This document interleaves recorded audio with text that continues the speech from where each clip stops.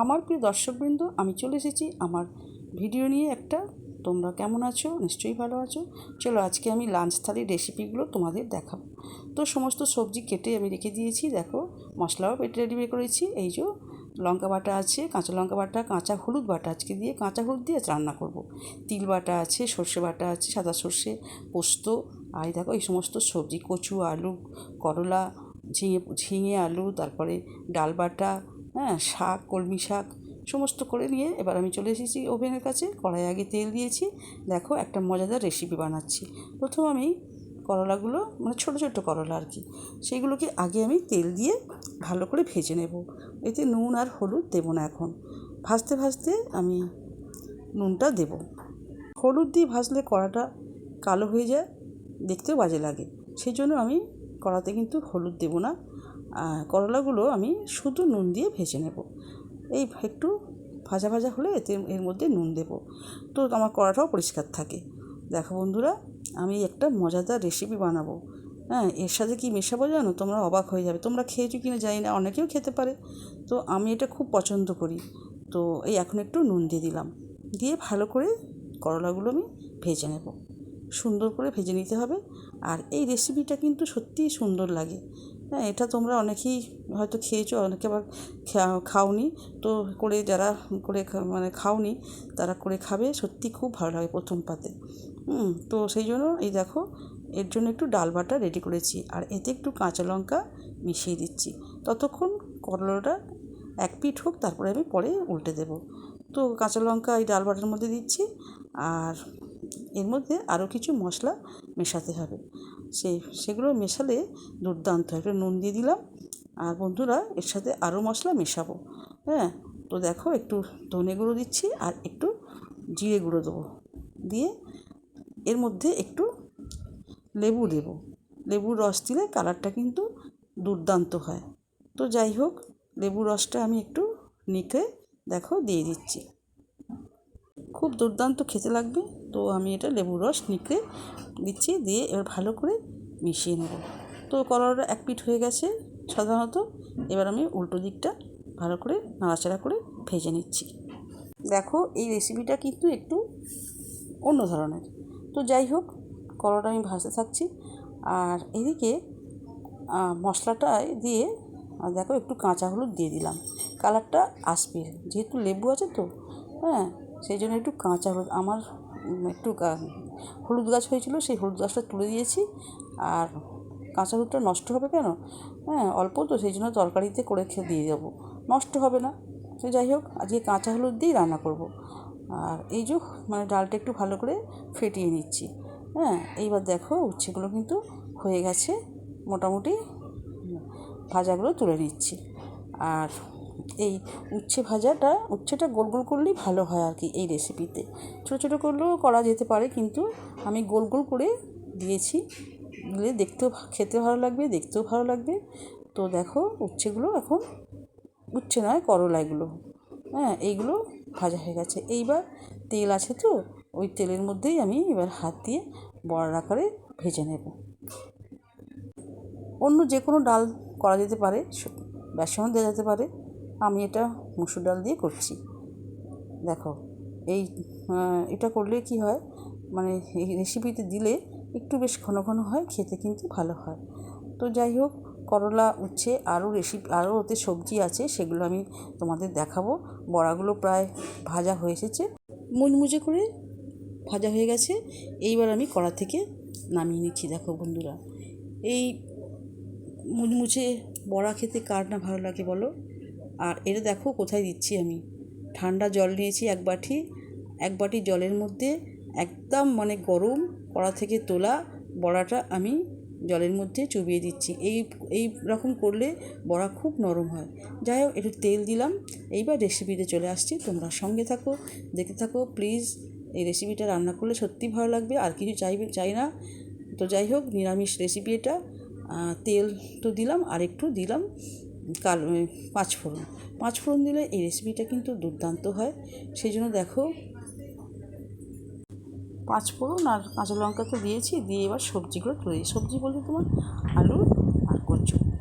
আলু কচুগুলো ভালো করে ধুয়ে নিয়ে কড়ার মধ্যে দিয়ে দিচ্ছি। আর এটা ভালো করে ভেজে নিতে হবে। আগে থেকে ভেজে করা যায়, কিন্তু আমি একবারে সাঁতলে নিচ্ছি, মানে স্যাপ করে নিচ্ছি আগে থেকে। তো সাঁতলাতে তো সময় যাবে, তাই জন্য আমরা একটু, আর ওটা তোমার জ্বালানিও পড়বে, হ্যাঁ, সেই জন্য দেখো বন্ধুরা, আমি এইভাবে এই রেসিপিটা বানাচ্ছি। এটা খুব মজাদার রেসিপি, খেতে কিন্তু দুর্দান্ত। নিরামিষ রেসিপি, নিরামিষ যারা খায় তাদের নিশ্চয়ই খুব খুব ভালো লাগবে। আমিও নিরামিষ খেতে ভালোবাসি, তাই এই ধরনের রেসিপি আমি বানাচ্ছি। তো একটু নুন দিয়ে দেবো, নুন দিয়ে আলু আর কচুটাকে নরম করে নেব। তো যাই হোক, আবার নাড়াচাড়া করছি আমি। এইভাবে নাড়াচাড়া করতে করতে দেখো, এরপর এর সাথে মশলা মেশাবো। মশলাগুলো কিন্তু আগে থেকেই আমার রেডি করা আছে, তোমাদের দেখিয়েছি। দেখো, এতে সাথে কাঁচা হলুদ দিয়ে দিলাম, এই যে কাঁচা হলুদ বাটা কিন্তু। আর এর সাথে মেশাবো, হলুদটা ভালো করে নাড়াচাড়া করে মিশিয়ে নেব সবজির সাথে। আর এর সাথে মেশাবো অন্যান্য মশলাগুলো। দেখো, তোমার সঙ্গে থাকো, দেখতে থাকো, খুব ভালো লাগবে। তোমরা নিরামিষের দিন এইভাবে করে খেতে পারো, সত্যি বলছি, একদম কথা দিচ্ছি, ভীষণ ভালো লাগবে খেতে। তো যাই হোক, অন্যান্য সবজি দিতেও পারা যায়, এতে আরও সবজির পরিমাণও বাড়ানো যায়। বেগুন দেওয়া যেতে পারে, কাঁচকলা দিতে পারে, এটা শুক্তো হয়ে গেল, কিন্তু এটা আমি শুক্তো করছি না। শুক্তোর আদলে একটা মজাদার রেসিপি। যাই হোক, এবার দেখো, একটু আদা বাটা দিলাম। আদা বাটা দিলে কিন্তু খেতে খুব টেস্টি হবে, তাই আদা বাটাটা দিয়ে দিলাম। দিয়ে আর একটু লঙ্কা বাটা দিলাম। শুধু তো লঙ্কা দেয় না, দিতে নেই শুনেছি, দিই না আমরা। তো এটাতে আমি লঙ্কা বাটা দিই, বেশ ঝাল ঝাল হবে। তো যাই হোক, আর এইবার নাড়াচাড়া করে নিলাম, নিয়ে কিন্তু এবার এর সাথে মশলা মেশাবো, পরে মেশাবো। আগে আমি জল দিয়ে দিচ্ছি। দেখো বন্ধুরা, বেশ ভাজা হয়ে গেছে, আর কালারটাও একটু এসে গেছে। হ্যাঁ, কাঁচা হলুদের তো কালার কতটা ভালো হবে। যাই হোক, লালচে তো হয়নি, হলুদ ভাবাপন্ন হয়েছে আর কি। এইবার আমি একটু জল দিয়ে দিলাম, দিয়ে ভালো করে নাড়াচাড়া করে নিলাম। দেখো, তারপর আমি অন্যান্য মশলাগুলো দিতে থাকবো। আর এই যে জলের পরিমাণটা একটু দিলাম, মোটামুটি দিলাম, দিয়ে এটা মানে সেদ্ধ হবে তো, সেই জন্য জলের পরিমাণটা দিলাম, আর দেবো না। এবার এর সাথে আমি সেদ্ধ হয়ে গেলে, দেখো, একটু ঢাকা দিয়ে দিলাম। আর সেদ্ধ হয়ে গেলে কিন্তু এবার আমি, হয়ে গেছে দেখো, এবার আমি কিন্তু অন্যান্য মশলাগুলো মিশিয়ে নেব। কচু আর আলু কিন্তু সেদ্ধ হয়ে গেছে। আর এই যে দেখো, অন্যান্য সবজিগুলো মেশাচ্ছি, যেমন করলা, কচু আলুতে করলা দিলাম, আর দিলাম এই যে জল থেকে নিকড়ে বড়াগুলো। এগুলো খুব নরম হয়ে, জলে দেওয়ার কারণ হচ্ছে নরম হয়, সেই জন্য জলে দিলাম। আর নিকড়ে নিকড়ে বড়াটা আমি এই সবজিতে দিয়ে দিলাম, মানে করলার সবজিতে। দেখো, করলা কিন্তু খেতে খুব ভালো লাগে, তাই না? ভাজা, হ্যাঁ, খুবই ভালো লাগে।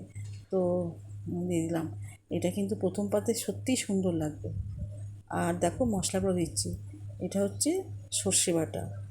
সর্ষে বাটা তো দিলে খুব ভালো লাগবে। একটু হচ্ছে তিল বাটা দিচ্ছি, দেখো, আর একটু পোস্ত বাটা দিচ্ছি, দিয়ে ভালো করে মিশিয়ে নেব। হ্যাঁ, মিশিয়ে নিয়ে একটু পোস্ত বাটা বেশি করে দিলাম, আর তিল বাটাও আছে। আর হলুদ সর্ষে, সাদা সর্ষে মানে সেই হলুদ সর্ষে দিয়ে খুব টেস্টি হয়। দেখো, ভীষণই টেস্টি হয়। আর যারা নিরামিষ খেতে ভালোবাসে তারা কিন্তু সত্যিই খুব পছন্দ করবে এই ধরনের রেসিপি। তো যাই হোক, আমার হঠাৎ মনে হয়েছে আমি এইভাবে একটা রেসিপি করব। আমি কচু দিয়ে শুক্তো করেছিলাম, দুর্দান্ত খেতে হয়েছিল। তোমরা কচু দিয়ে শুক্তো করে খেতে পারো, আমার চ্যানেলে আছে কচু শুক্তো, দুর্দান্ত। আর এইটা আমি আর একটা ধরনের করলাম। শুক্তোতে অনেক সবজি দিতে হয়, যেমন কাঁচকলা মাস্ট, তোমার কাঁচকলা নেই, সেই জন্য আমি শুক্তো বলবো না এটাকে। এটা কচু করলার একটা রেসিপি, আলাদা মজাদার রেসিপি। হ্যাঁ, এইবার দেখো সেদ্ধ হয়ে এসেছে। এইবার এর সাথে আমি একটু মানে ঘি মেশাবো।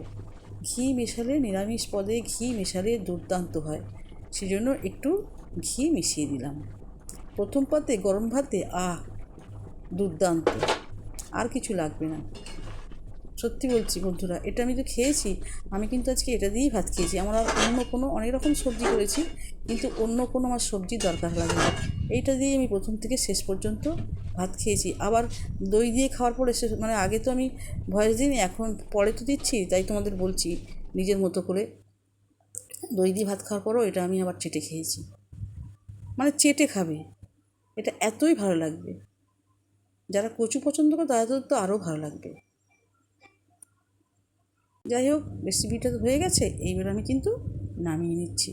তোমরা আমার এই রেসিপিটা দেখলে, আরও আমি রেসিপি বানাচ্ছি, তোমরা দেখো। এরপর আছে কড়াটা এরপর বসিয়ে দেবো। এরপরে আছে একটু ভিডিওটা বড় হচ্ছে, তোমরা প্লিজ দেখো। নিরামিষের দিনে একটু বেশি পদ নালে ভাত খেতে পারি না। আর এই দেখো কলমি শাক ভাজা। কলমি শাক খেতে আমার খুব ভালো লাগে, আমার জন্য কলমি শাকটাই নিয়ে আসে। পরে রেসিপি পদ করছি, রেসিপি বা পদ হচ্ছে ঝিঙে পোস্ত। ঝিঙে পোস্তটা একটু দারুণ লাগে, ছোটো ছোটো করে কেটেছি। আর কালো জিরে আর কাঁচা লঙ্কা আর তেল তোমাদের মানে এমনভাবে ক্যামেরাটা বসানো হলো দেখতে পেলে না, যাই হোক বলে দিলাম। দিয়ে এবার সবজিগুলো ভালো করে ছোটো ছোটো করে কেটেছি যাতে তাড়াতাড়ি হয়। আমি কিন্তু সবজি খুব তাড়াতাড়ি কাটি, মানে ছোটো ছোটো কাটি, যাতে সবজিটা তাড়াতাড়ি রান্না মানে হয়ে যায়, সেদ্ধ হয়ে যায়। তো এইভাবে আমি কেটে দেখো একদম ছোটো ছোটো করে কেটেছি। আর এর সাথে না বরবটি কড়াই আছে, 2-4টে ছিল ঝুড়িতে পড়ে, সেগুলো আবার শুকনো হবে, সেই জন্য ঝিঙের সাথে দিয়ে দিয়েছি। হ্যাঁ, 2-3 রকম সবজি পোস্ত করলে কিন্তু দুর্দান্ত লাগে। এইবার একটু নাড়াচাড়া করলাম, এই দেখো নাড়াচাড়া করে ভালো করে একটু ভেজে নিতে হবে আর কি। ভেজে নিলে না খেয়ে সবজি যদি ভেজে নেওয়া যায় টেস্টি হয়। তো ভাজা হয়ে গেছে। আর এতেও কিন্তু আমি দিলাম পোস্ত, দেখো। আর এতে তো কাঁচা হলুদ তো দিয়েছি অল্প পরিমাণ। হ্যাঁ, কাঁচা হলুদেরই আজকে রান্না করেছি, আজকে আর হলুদের ব্যবহার করিনি। যাই হোক অল্প জল দিলাম তাতে তাড়াতাড়ি সেদ্ধ হয়ে যায়, কারণ ভাজতে ভাজতেই মানে 80% সেদ্ধ হয়ে গেছে। হ্যাঁ, এইভাবে আমি দেখো সব মানে ঝিঙে পোস্তটা হয়ে এসেছে প্রায়, একটু ঢাকা দিয়ে দিলাম। দেখো এবার নাড়াচাড়া করে নামিয়ে নেব। বেশিক্ষণ আর লাগলো না, এই একদম শুকনো শুকনো হয়ে গেছে। হ্যাঁ, একদম সেদ্ধ হয়েছে, হেভি টেস্টি হয়েছে। কিন্তু ভাতের সময় খাইনি, রাত্রে মানে সন্ধ্যেবেলা দিচ্ছি, রাত্রে খাবো রুটির জন্য। আর এই দেখো আমার মজাদার রেসিপি করলা, কচু করলা। হ্যাঁ, আর হচ্ছে ঝিঙে পোস্ত, আর একটু বড়া ছিল, বড়ার ঝাল করেছি। আর দেখো দই আছে। কেমন হয়েছে আজকের রেসিপি তোমরা প্লিজ কমেন্ট করে বলো। আর প্লিজ তোমরা পুরো ভিডিওটা দেখো। টাটা, ভালো থেকো, সুস্থ থেকো।